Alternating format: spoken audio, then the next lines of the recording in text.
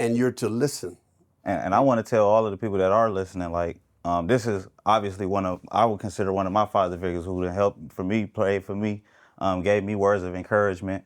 And I always didn't take heed to having a mentor. I'm like, I can deal with that, or I can do this. But you sometimes you need help, and that pride can get in your way, and you can get in your way of getting the help that you need.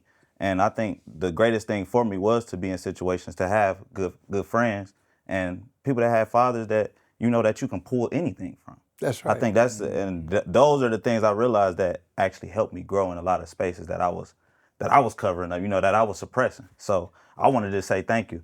And on the intro portion, I think he was being a little modest. This is a humanitarian, Truly. This is history walking, and I think from a younger perspective, I have an appreciation of Detroit history and culture, from a standpoint of education as well, based on my family in itself, where I'm a 5th generation college graduate.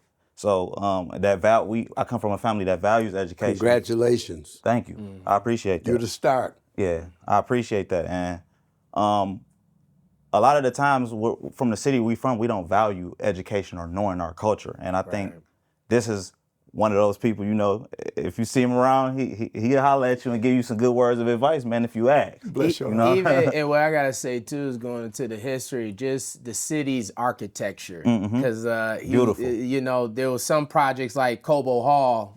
They were a part of the extension of Cobo Hall. Extension, yeah. And then there was the Brown Bomber statue. Yeah. The fists out there in the middle of this. Yeah, so. And there's literally pictures of it at the building of him and his father, working on the project. I understand when you go into the Joe helix, Louis, the parking structure, the spinning concrete and all that, they laid all the foundational work for them to sit that structure on. Yeah, so, and people coming from around the world to see those things as well. So when you talk to the people that were really there building it, that's a different feel for me and a different appreciation. So we want to give you your flowers first and foremost for laying that foundation for us. Not just because you guys are better at this. I'm a preacher, right? So you got to get the gas.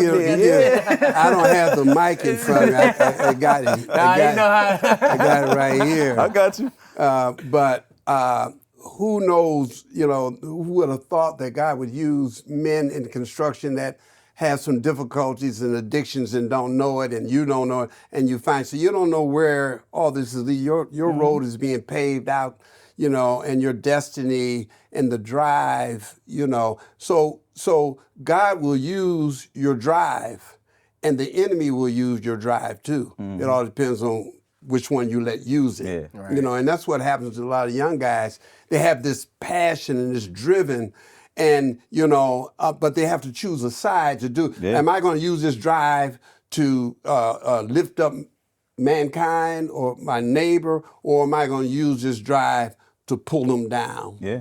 You see.